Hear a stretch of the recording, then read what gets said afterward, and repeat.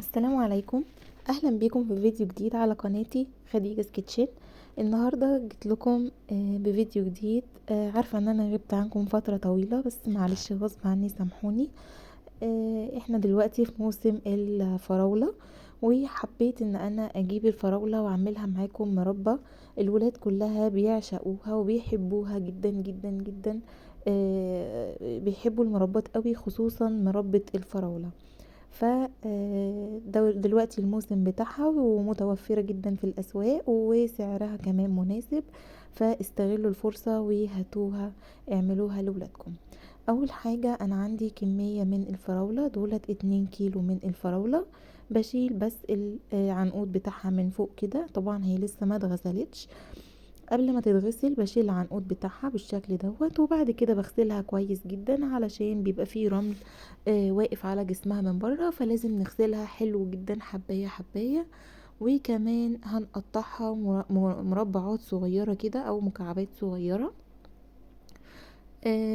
بالشكل اللي احنا هنشوفه كمان شوية. وتقدروا تقطعوها مثلا كبير شوية، او تشيلوا بس العنقود بتاعها كده من فوق الحتة ايوه اللي انا بقطعها دي كده، ممكن تقدروا تشيلوها وتقسموها نصين وهنسويها لو حابين يعني. وبعد كده تتضرب بالهاند بلندر هتنعم خالص. بس انا حابة يبقى فيها قطع من الفراولة، فقطعتها مكعبات صغيرة بالشكل ده. 2 كيلو الفراولة بضيف عليهم كيلو كامل من السكر. ولو هتعملي كيلو من الفراولة هتحطي عليه نص كيلو من السكر، وهنقلبه كويس جدا جدا.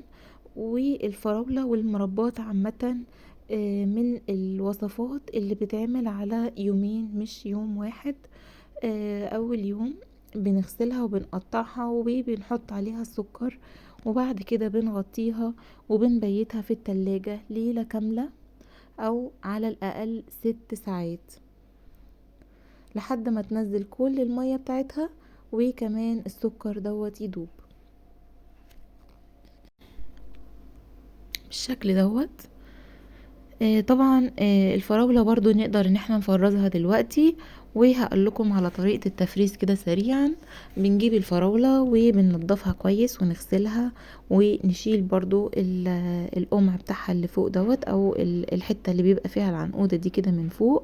وبنسيبها تنشف كويس جدا، بنغسلها ونسيبها تنشف كويس جدا من المية بتاعتها وتتصفى لحد ما تجف تماما. وبعد كده بنكيسها وبنحفظها في الفريزر. مفيش اسهل من كده. كده بعد مرور يوم كامل على الفراولة في التلاجة، نزلت المية بتاعتها والسكر داب، حطيتها في حلة على البوتاجاز. والمربى مش بتتغطى، لان احنا لو غطيناها هتفور على البوتاجاز وهتبهدل الدنيا. فهي بتفضل على نار هادية تغلي كده مع نفسها لحد ما تبخر كل المية اللي فيها. وكمان ما ننساش نضيف عليها عصرة ليمون او نص ليمونة. ده كده بعد مرور حوالي ساعتين على المربى.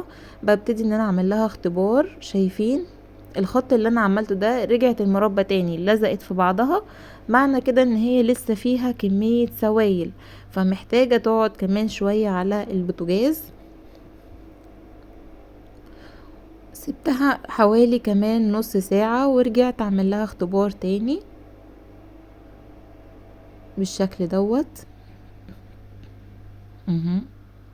شايفين المربى ما رجعتش، لزقت في بعضها تاني كده. المربى بتاعتي استوت وبقت جاهزة.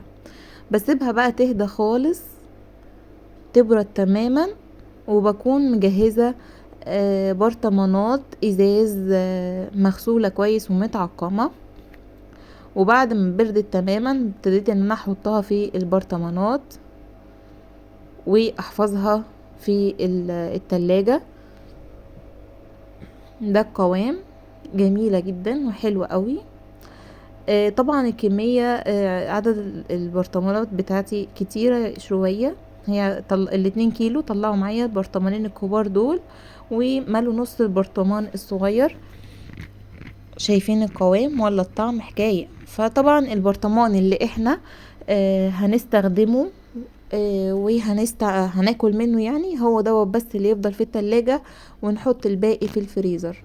اول ما نحتاج البرطمان اللي احنا بنستخدمه يخلص، نبدأ نجيب التاني من الفريزر نحطه في التلاجة ونستعمله عادي جدا ولا فيها اي حاجة.